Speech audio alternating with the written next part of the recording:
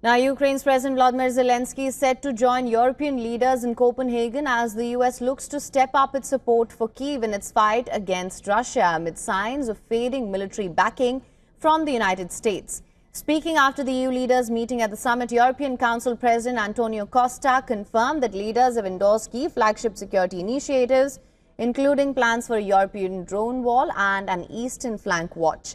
The European Commission chief Ursula von der Leyen argued that the Russian airspace violations are part of hybrid war tactics and demand a determined response from Europe.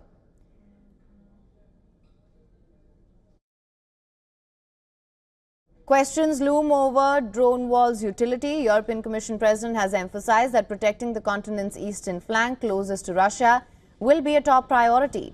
At the same time, she clarified that the initiative is meant to serve as a shield for all of Europe. Italian Prime Minister Giorgia Meloni has cautioned against overlooking the EU's southern borders in this debate. French President Emmanuel Macron is calling for a unified, continent-wide strategy to address the evolving drone threat. The Copenhagen meeting also offered the first opportunity for leaders of the EU's 27 countries to debate a proposal to use Russian assets frozen in Europe to fund a major loan to Ukraine. Some leaders voiced strong support for the idea, while others were more cautious. The Kremlin condemned the proposal as pure theft. Last month, European Commission President Ursula von der Leyen made it clear the EU does not plan to confiscate frozen Russian assets in the West, but instead use them to back loans for Ukraine. German Chancellor Friedrich Merz, writing in the Financial Times, proposed an interest-free loan of nearly 140 billion euros for Kyiv, financed by assets. Now, French President Emmanuel Macron has voiced caution as well, stressing that the frozen assets must still be handled in line with international law.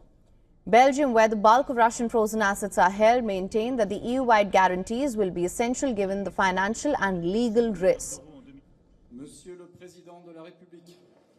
Now, what Belgium is concerned, it's absolutely clear that Belgium cannot be the one who is the only member state that is carrying the risk, but the risks have to be put on broader shoulders.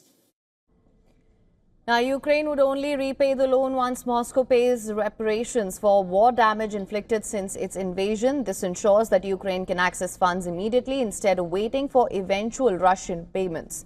Due to legal obstacles posed by international law, the EU will need to devise a mechanism that respects Russia's legal ownership claim while still mobilizing funds for Kyiv. In a related development, dozens of kayaks blocked LNG tankers from entering a Belgian port in a protest organized by Greenpeace over the shipment of Russian and US liquefied natural gas to the European Union. Around 70 Greenpeace activists used rubber boats and kayaks to block the entrance of the LNG terminal in northern Belgium.